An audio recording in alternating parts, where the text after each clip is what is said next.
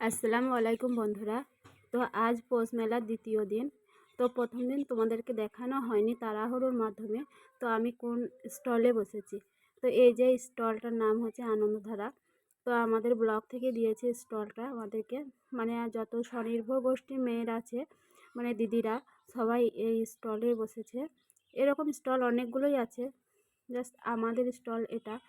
তো এই যে দেখতে পাচ্ছেন এখানে একটা দিদি আছে, তো আমি বসেছি, তারপর দিদি বসেছে। আমি শুধু রেডিমেড মাল নিয়ে বসেছি, মানে আমাদের যে টেলারিংয়ে যত যাবতীয় হয়, আমাদের কাছে বিভিন্ন ধরনের কাজ আছে, কিন্তু আমি জানতাম না যে আমি বসবো।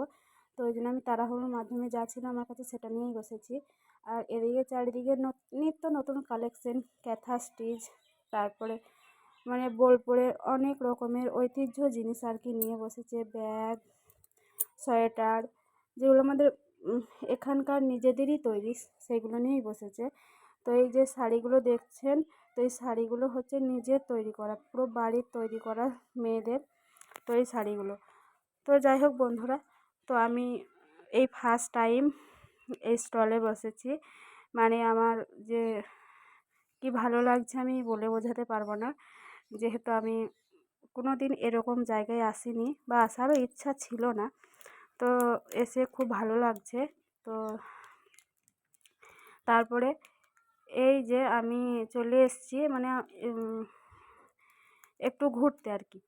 তো তারপরে আবারও ঘোরাঘুরি করছি, যেহেতু এই টাইমে ভিড়টা নেই, ওই জন্য একটু ঘুরতে এলাম। তো যে দু সাইডে ফুটের মালগুলো বিক্রি করছে, ওগুলোও খুব সস্তায় দিচ্ছে, 100-150 টাকায়। তো এখানেও আমাদের বোলপুরের জিনিস, তৈরি জিনিস অনেক কিছুই বিক্রি হচ্ছে। তো যাই হোক, ওরা স্টলে বসতে পারেনি বা ভিতরে বসতে পারেনি, বাইরে বসেছে। তো আর এই মেলায় কে কে এসেছো বা কে আসতে চাও, যাই হোক, তো কমেন্ট সেকশনে জানাবে। আর এসে কেমন লেগেছে সেটাও একবার জানাবে। সত্যি, যে আসেনি সেই হয়তো মানে এর বুঝবে না, যে এসেছে সে বুঝবে যে কতটা এনজয় এসে এখানে।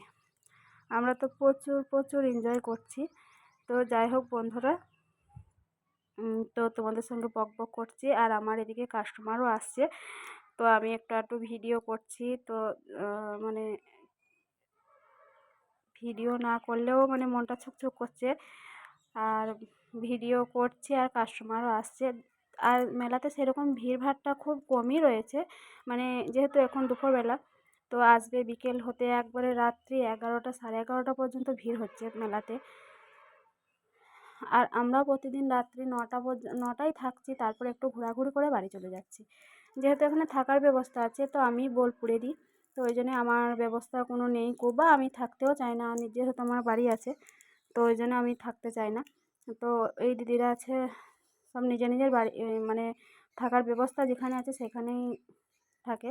আর এই যে একটা করে টিফিন দিয়ে গেছে, টিফিনে একটা সিঙ্গারা, একটা কেক, 3টে মিষ্টি।